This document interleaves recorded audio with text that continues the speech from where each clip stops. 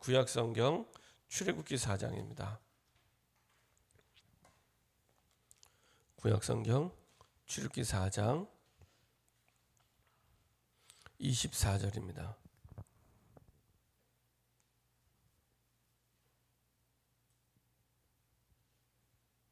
구약성경 출애굽기 4장 24절입니다.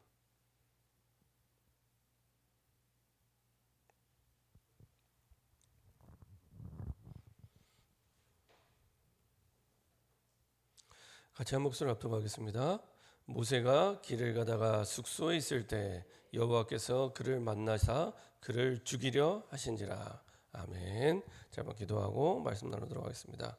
참 좋으신 하나님 감사드립니다. 여호수아 갈렙에게 주셨던 그 응답과 축복이 우리 현장 속에 있음을 날마다 확인하게 하시고 미리 누리는 증인 되게 하여 주옵소서. 모세와 함께한 수종자로 복음을 본자로 서게 하시고 하나님 주신 언약 따라 위기 때에 먼저 언약 가진 자로 담대하게 두려워하지 말고 놀라지 말고 하나님과 함께 하시는 그 비밀 속에 증인으로 서게 하시며 하나님께서 모든 것을 다 준비해 놨음을 확인하고 누리는 주인공이 될 수 있도록 축복하여 주옵소서. 우리의 생각의 틀을 바꾸셔서 하나님 주신 복음의 틀로 우리의 모든 기준 삼게 하시며 복음 속에 모든 답이 있음을 깨닫고 누리며 평생 우리와 함께 하시는 임마누엘의 주님을 누릴 수 있도록 인도하여 주옵소서. 우리의 생각 마음 속에 하나님이 주신 생명의 복음과 언약을 누리지 못하게 하는 모든 불신앙과 흑암이 떠나가게 하시고 주님 주신 말씀대로 언약대로 이루시는 하나님의 능력과 역사를 확인하는 증인 되게 하여 주옵소서. 감사드리며 예수 그리스도의 이름으로 기도합니다. 아멘. 오늘 함께 할 말씀 제목은 나를 서밋의 자리로 보내라. 나를 서밋의 자리로 보내라 라는 제목을 가지고 말씀 나누겠습니다. 이렇게 살아가다 보면은 억울한 일을 당할 때가 있습니다. 나는 잘못한 게 없는데, 정말 잘못한 게 없는데 내 잘못과 상관없이 억울한 일을 당해서 때로는 이렇게 분한 마음이 들어서 너무 화가 날 때가 있고, 그리고 그게 이제 내 자신을 힘들게 할 때가 있습니다. 전에 복음을 잘 모를 때는 불신자와 똑같이 억울해하고 분해하고 화나고 이렇게 생각을 했었는데, 나중에 이제 복음을 알고 나서는 조금 바뀌었습니다. 어떻게 바뀌었냐면, 분명히 하나님이 알고 계시지 않냐, 그리고 우리 하나님은 전능하시고 나와 함께 하시는데 단 1초도 나를 떠나지 않고 24시간 졸지도 않고 주무시지도 않고 불꽃 같은 눈으로 눈동자처럼 나를 지키시고 인도하시고 나를 세상에서 가장 사랑하시는 하나님이 분명히 맞는데, 아시는데 허락하신 거 아니냐, 이런 생각이 들더라고요. 아시는데, 모르시는 게 아니라 아시는데, 나는 실수해도 하나님은 실수하지 않고, 나는 모자라도 내가 가진 복음은 완전한 복음인데 허락하신 거 아니냐, 이게 첫 번째 들더라고요. 그리고 나서 드는 생각은, 그렇다면 하나님 계획이 있지 않냐, 분명히 모든 문제가 완전히 영원히 단번에 십자가에서 약속대로 끝내셨는데 하나님의 계획이 있지 않냐. 그리고 나서 성경을 보니까 성경이 조금씩 복음의 눈으로 보여지더라고요. 요셉이 그랬구나. 요셉이 사실은 형들에게 인신매매를 당할 만큼 나쁜 짓을 한 것도 아닌데, 물론 이렇게 자랑하고 그러긴 했지만, 더더군다나 이제는 노예로 팔려가서 열심히 일하면서 좀 살만해서 이제는 가정의 총무가 되는데, 그 당시 요셉이 가정의 총무가 됐다는 건 별거 아닌 것처럼 보지는 건 대단한 자리였거든요. 같은 노예였지만 이 가정 총무가 된 요셉 밑에 2,000명이나 되는 노예가 또 있었습니다. 그러니까 2,000명의 리더가 되어진 거죠. 그것도 20대 초반에. 근데 20대 초반에 2,000명의 리더로 쓰임받는 건 쉬운 일이 아닙니다. 그렇죠? 잘 생각해 보면 20대 초반에 2,000명을 움직이는 리더의 위치에 서는 건 쉬운 일이 아닙니다. 근데 가정 총무가 됐을 때는 요셉이 그런 위치에 있었습니다. 이제 좀 살만하고 주인한테 인정받아서 뭔가 일이 풀릴 것 같은데 또 누명 썼어요. 억울하게. 그리고 이제 감옥에 가게 됩니다. 이제 한술 더 떠서 이제 감옥에 가게 됩니다. 노예로 끌려온 것도 억울한데 감옥에까지.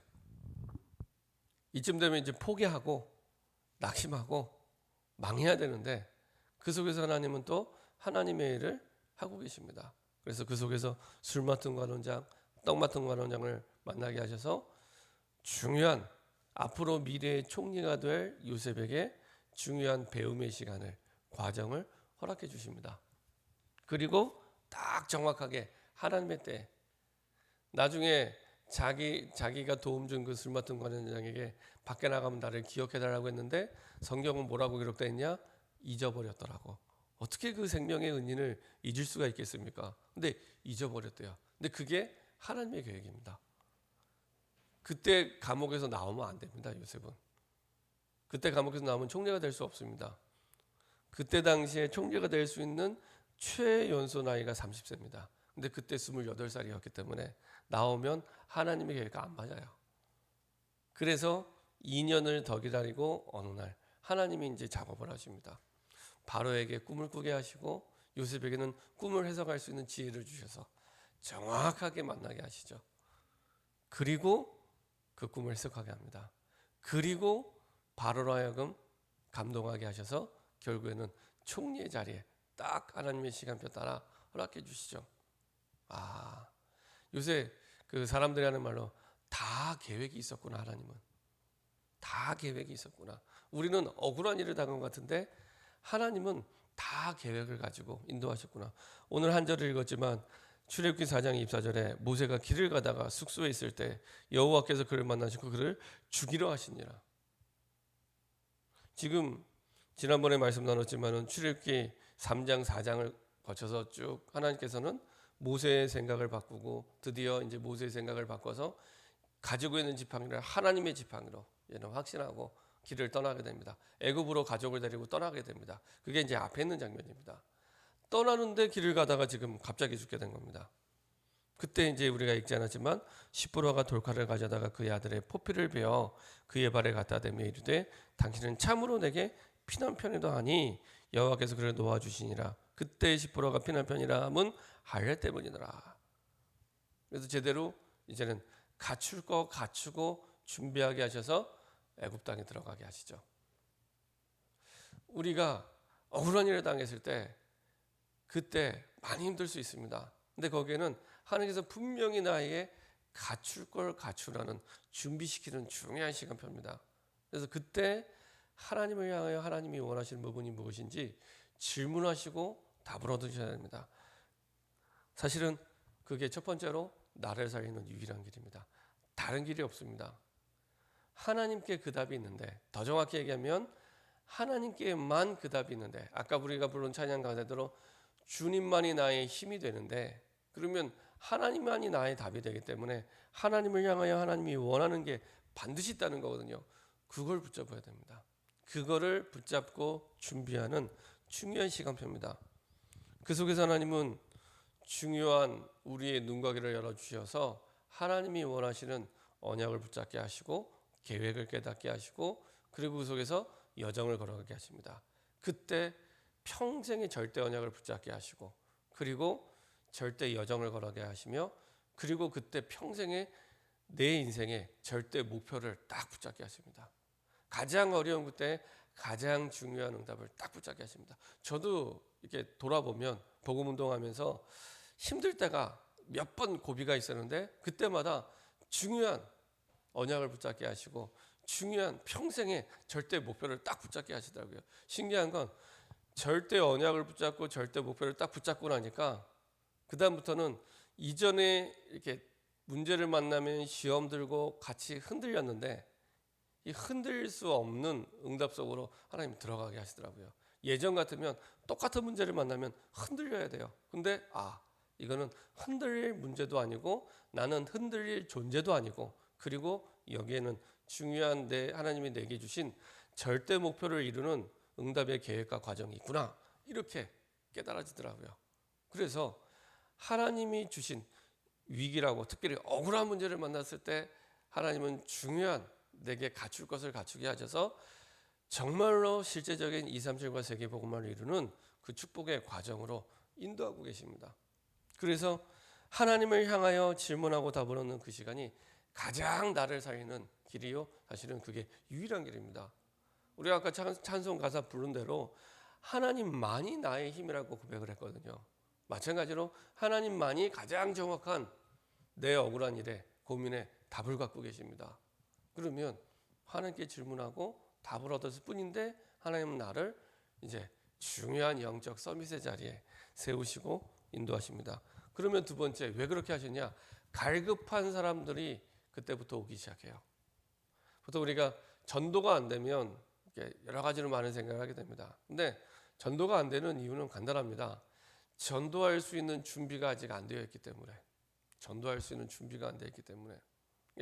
사람을 만나면 내가 그 사람에게 다른 말하지 않고 정확하게 내 인생의 답이 되신 그리스도를 증거해야 되는데 아직 그런 준비가 안 되어 있는 겁니다. 이제 그런 부분을 가지고 준비하면 됩니다. 사실은 이미 내가 구원받고 복음 받았고 생명을 얻었기 때문에 조금만 준비해도 하나님은 문을 여십니다. 그래서 하나님은 내 주변에 나를 중심으로 계속 복음이 증거될 수 있도록, 그래서 플랫폼이라고 하죠. 플랫폼의 응답을 누리게 하십니다. 플랫폼이 보통 쉽게 이해하면 기차역을 생각하시면 됩니다. 버스 정류장, 기차역. 사람들이 버스를 타려면 버스 정류장으로 모이잖아요. 버스를 타려면, 그렇죠? 버스를 타려면은 버스 정류장으로 버스를 타야 될 사람은 올 수밖에 없습니다. 기차를 타야 될 사람은 기차역에 갈 수밖에 없습니다. 그렇죠? 복음의 답을 얻어야 할 사람은 하나님은 나에게 붙이실 수밖에 없습니다. 그렇죠? 내가 복음을 전할 준비가 되면 하나님은 나에게 사람을 붙이실 수밖에 없습니다. 버스 정류장처럼, 기차역처럼. 그래서 나를 통해 하나님은 나와 관계된 사람들에게 복음이 전달되기 시작합니다. 이게 작은 응답이 아닙니다. 한 사람이 한 생에 평생 2,000명에서 3,000명과 관계 맺으며 살아간다고 합니다. 그러면 내가 정말로 답을 얻게 되면 한 번에 2,000군데, 3,000군데 전도의 문이 열리게 됩니다. 별거 아닌 것처럼 보이지만 사실은 굉장히 중요한 이 전도의 플랫폼의 응답과 축복을 누리게 됩니다. 그래서 목마른 사람은 우물을 찾는 것처럼 갈급하게 답을 찾고 있는 사람들은 나를 찾을 수밖에 없게 하나님이 붙이십니다. 지금도 하나님의 관심은 아무 관심이 없습니다. 구원받을 자와 이 사람에게 복음 전할 자 말고는 아무 관심 없습니다. 성경은 구원의 책이기 때문에 그 중심으로 모든 걸 서술하고 기술하고 있습니다. 결론입니다. 우리가 억울한 일을 만나고 힘든 일을 만났을 때가 굉장히 중요한 응답의 시간표입니다. 어느 정도로 중요한, 하나님은 정말로 세계복음을 두고 저 사람들을 불러주셨기 때문에 그것을 갖추는 시간표로, 준비하는 시간표로 불러주셨습니다. 그때 하나님을 향하여 질문하고 답을 얻게 되면 평생의 언약을 붙잡게 되고 평생의 응답이 되는 절대 목표를 딱 붙잡게 됩니다. 더 중요한 건 그걸 통해서 하나님은 나를 통해 갈급한 사람들을 붙이기 시작합니다. 그래서 정확한 그리스도의 복음이 증거될 수 있도록 인도하십니다. 이렇게 중요한 복음의 서밋, 영적 서밋의 자리에 증인으로, 주인공으로 응답받는 저와 여러분 되기를 소원합니다. 합치면서 한번 기도하겠습니다. 하나님, 우리가 이해가 안 되는 어려운 문제를 만났을 때, 억울한 문제를 만났을 때 다른 길 찾지 말게 하시고 하나님을 향하여 답을 구하게 하시며 하나님의 언약을 붙잡는 소중한 응답의 시간표가 되게 하여 주옵소서. 그 가운데 하나님의 절대 계획과 절대 언약과 그리고 절대 목표를 붙잡게 하셔서 지금도 너무 많은 사람들이 갈급하게 답을 찾고 있는데 이들에게 답을 줄 수 있는 증인 되게 허락하여 주옵소서. 우리 시간에 합심해서 한번 기도하겠습니다. 전능하신 하나님 감사드립니다. 하나님